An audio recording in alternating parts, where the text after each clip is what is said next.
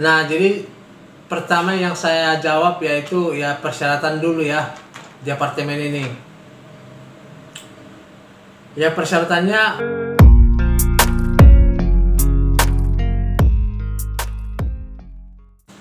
beberapa hari yang lalu ada yang bertanya bagaimana sih cara membuka usaha di apartemen dan apa saja persyaratannya. Nah, mungkin yang bertanya ini dia ingin membuka usaha laundry di apartemen dan ini kemarin dia bertanya di kolom komentar. Nah, jadi pertama yang saya jawab yaitu ya persyaratan dulu ya di apartemen ini. Ya persyaratannya ya tidak begitu susah sih, tinggal kita punya modal saja. Nah, cuman modal di apartemen ini untuk menyewa kios berbeda-beda, tapi paling murah dia, yang paling murah ya 10 sampai 15 juta. Nah, baru kalau istilahnya biaya-biaya yang lain ada lagi. Salah satu contohnya listrik air, maintenance. Nah, itu rutin harus kita bayar tiap bulan. Nah, maintenance-nya ya sama listrik air kalau disatuin seperti saya sendiri ya bisa membayar 1 juta sampai 2 juta per bulan. Nah, baru kalau istilahnya kita mempunyai kendaraan harus member. Nah, kalau seandainya kita tidak member, otomatis kita harus bayar tiap hari. Nah, lebih baik kita member. Nah, itu member itu per bulan harus kita bayar. Nah, seperti saya karena punya alat transportasi, jadi saya membayar 50.000 per bulan, tapi itu karena motor. Kalau mobil lain lagi, lebih mahal lagi. Nah, baru pertanyaannya kalau buka usaha laundry kenapa di situ bisa ramai. Nah, jadi seperti ini sobat, kalau seandainya istilahnya buka usaha laundry ini di apartemen, usahakanlah apartemennya jangan mengambil kios di apartemen yang 1 tower. Usahakan yang mengambil paling minimum dia 3 sampai 5 tower. Nah, jadi kalau seandainya kita mencari kios di daerah seperti itu, ya peminat untuk usaha laundry juga lumayan.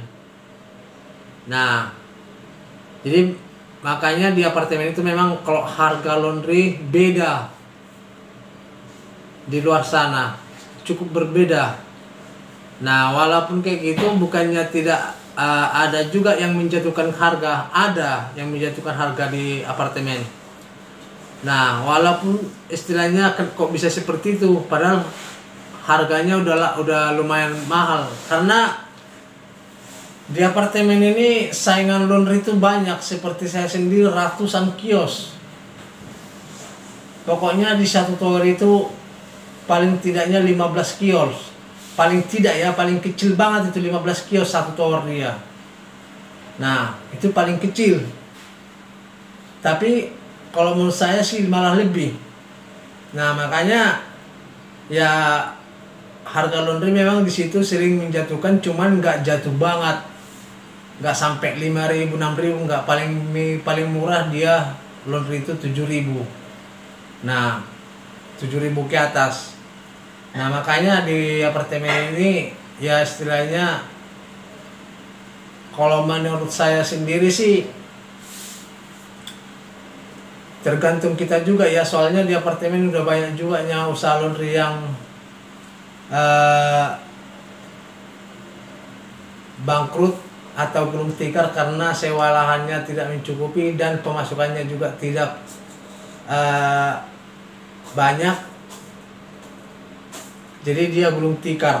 Tapi kalau istilahnya bisa sampai segitu, kenapa bisa sampai seperti itu ya, itulah istilahnya dia tidak survei dulu. Makanya dia asal buka saja, ada modal langsung buka, dia tidak melihat kondisi di situ dulu bagaimana sih jika membuka usaha di apartemen itu. Karena seperti ini sobat, ada juga istilahnya penghuni apartemen ini, kita baru buka usaha laundry langsung rame dia. Karena kenapa? Pernah saya bertanya kepada penghuni apartemen, padahal ini langganan saya sebelumnya, kenapa kakak pindah dari saya mencuci? Tahu apa alasannya? Karena kenapa? Itu laundry baru, pelanggannya masih sedikit, otomatis bajunya pasti lebih bersih. Nah, itulah alasan penghuni ini. Tapi setelah rame lagi dia bakal pindah. Nah, bakal pindah karena udah rame pelanggan dia bakal pindah. Karena dia berpikir nanti lama-lama baju saya tidak akan bersih. Nah, di apartemen itu yang paling utama, yang sering dicari penghuni. Mana laundry baru pasti rame banget dia. Nah, karena orang itu bukannya memanfaatkan harganya, tidak. Karena masih baru buka, otomatis cuciannya masih lebih bersih karena mesin baru. Nah, kira-kira seperti itulah prinsip para penghuni apartemen ini. Cuman lama-kelamaan ya itu hanya sementara saja. Itu tanpa membagi brosur loh, hanya jalan lintas saja. Nah, jadi makanya saya bilang sobat, kadang istilahnya kita di usaha laundry ini tidak harus menjemput bola, tapi itu tergantung lokasinya juga ya. Jemput bola itu sering yang dilakukan itu di luar apartemen. Tapi kalau di apartemen itu, kalau menurut saya sih ya paling utama ya bikin brosur sudah sih. Kalau bikin brosur kita udah selesai tuh. Tidak ada yang harus kita bikin ini, bikin itu lagi, tidak. Karena di apartemen ini kalau menurut saya kita bikin brosur itu ya karena orang lalu lalang, otomatis orang itu sudah tahu, oh ini laundry baru. Nah, pasti dia mencoba mencuci ke situ. Makanya saya bilang tadi kalau di apartemen itu usaha laundry itu banyak banget. Mungkin bisa para sobat lihat di video saya sebelumnya bagaimana sih situasi usaha laundry di apartemen itu. Rame banget. Bahkan kadang ya kalau kita pikir-pikir, kita kalikan ya, kita lihat semua para pengusaha laundry hampir 3 ton per hari. Itu untuk semua kios ya. Kalau menurut saya sendiri hampir 3 ton per hari laundry yang masuk. Ya cuman itu harganya berbeda-beda.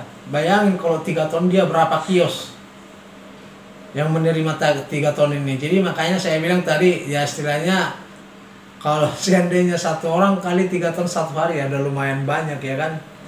Nah cuman yang nggak sampai itu dibagi rata semua berapa kios. Makanya kalau menurut saya sih buka usaha di apartemen ini, usaha laundry ini ya tidak perlu kita pusing mencari pelanggan.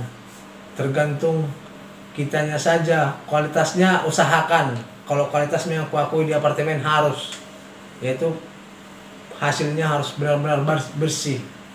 Nah karena di apartemen itu ya kebanyakan orang-orang kantoran. Nah itu yang paling utama. Nah bukan istilahnya kita harus kayak yang di luar sana kan, kita harus mencari pelanggan lah, harus mencari inilah, harus bikin brosur lah. Nah kalau masalah brosur itu udah wajar-wajar saja. Nah itulah tadi sobat persyaratannya. Dan yang terakhir di apartemen ini, kalau kita buka usaha laundry di apartemen ini, usahakanlah bikin kartu master. Karena sekarang apartemen itu sistemnya udah pakai akses kalau kita menjemput baju pelanggan. Nah tanpa itu kita tidak bisa antar jemput, karena di apartemen itu ya harus antar jemput. Tidak bakal ada yang mau orang itu mengantar ke bawah, dan tidak mau juga orang itu menjemput baju sendiri. Makanya kita harus bikin akses untuk naik lift, dan itu bisa kita urus di pihak pengelola apartemen tersebut. Nah, jadi kira-kira itulah sobat persyaratan dan ketentuan-ketentuan yang harus kita lakukan di apartemen. Oke sobat, sampai di sini dulu video kali ini. Jangan lupa subscribe, ketik tanda lonceng supaya tidak ketinggalan video-video saya berikutnya. Terima kasih dan sampai jumpa kembali.